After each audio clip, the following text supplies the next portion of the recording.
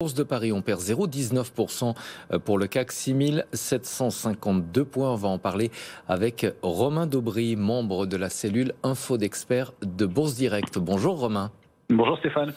Un mot sur l'évolution du marché parisien. On a eu énormément de résultats et de publications trimestrielles, parfois, souvent même des chiffres d'affaires seulement. Des réactions assez contrastées. Quelle est, d'un point de vue technique, votre analyse de l'évolution du marché parisien ? Effectivement, on réagit en fonction des publications pour le troisième trimestre. Et à Paris, c'est neutre. Il n'y a pas de tendance depuis plusieurs jours. On a des scores haussiers sur certains titres et baissiers sur d'autres qui viennent contrebalancer ce marché qui reste vraiment particulièrement neutre. Alors, on déplore effectivement ce manque d'intérêt. On note que, par exemple, pour la hausse de la progression d'hier, eh bien le 26 octobre, on a vu la création de 25 contrats futurs, l'ouverture de 25 contrats sur le futur CAC 40. C'est sur une position globale qui est de 291 000 contrats futurs, donc c'est-à-dire rien du tout. Les acheteurs et vendeurs se sont complètement neutralisés au cours de la hausse d'hier. Et puis, on a des petits décalages comme ça dans le vide qui montrent qu'il n'y a pas beaucoup d'intérêt, que le marché est assez creux. Alors, si on veut aller voir les choses du côté positif, eh bien, depuis lundi, il y a un petit peu de mieux, puisqu'on n'a pas construit d'intérêt dans la petite baisse de début de semaine. Il n'y a pas eu de pression baissière, donc ça c'est une nouvelle qui est plutôt intéressante. Et puis on n'a pas de destruction d'intérêt quand on rebondit, ce qui était le cas précédemment.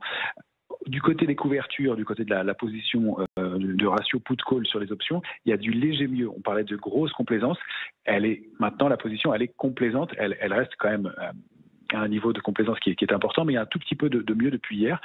Et puis, si on veut regarder le Nasdaq, par exemple, qui est un curseur intéressant, il était très en retard et il remonte depuis 48 heures. Il sous-performait et puis il remonte avec du volume. Et c'est là où moi je me méfie toujours de ce marché. Si on regarde dans le détail de la séance d'hier, il y a eu du volume effectivement, mais si on regarde dans le détail, le volume il s'est fait plutôt, en tout cas en grande partie, en fin de séance, dans le repli de fin de séance qui a eu lieu. Donc pour l'instant, je pense que les choses vont se déterminer très rapidement dans les heures à venir et ça va être vraiment important. On va surveiller des niveaux techniques, 15 460 en bas sur le Nasdaq. Il faudrait vraiment préserver ce niveau-là.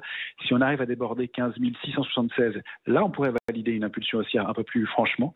Et puis si on regarde le S&P aussi, qui va être un curseur important, si vous regardez la séance d'hier, eh bien on a formé une bougie en étoile filante. Une étoile filante, c'est pas génial en haut de marché, c'est une bougie qui se forme après un gap. Les acheteurs prennent la main et puis en fin de séance, ce sont les vendeurs qui reprennent la main et donc on a une bougie avec un tout petit corps et une grande mèche au-dessus, bien connue des chartistes. Il ne faut pas après ça qu'il y ait un mouvement baissier marqué parce que ça validerait une structure de retournement baissière qu'on appelle donc une étoile du soir. Pour l'instant, on n'y est pas. Pareil, de la même façon, il va falloir préserver 15 546 au moins, et puis déborder les niveaux d'hier, avoir une impulsion aussi un peu plus franche pour s'éloigner d'un risque de baisse plus conséquent. Donc on est assez méfiant toujours dans ce marché, toujours sous-investi, toujours protégé, même si effectivement il y a des résultats qui sont excellents et qu'on n'a pas pour l'instant encore de figure de retournement. À Paris, on arbitre dans une figure qui a un petit peu évolué. C'est ce qu'on appelle un biseau ascendant. Sa borne basse, c'est 6735. Ce sera notre alerte intraday. Si on rompt ce niveau, eh bien, on a de bonnes chances d'aller accélérer et de retourner vers 6630 assez rapidement.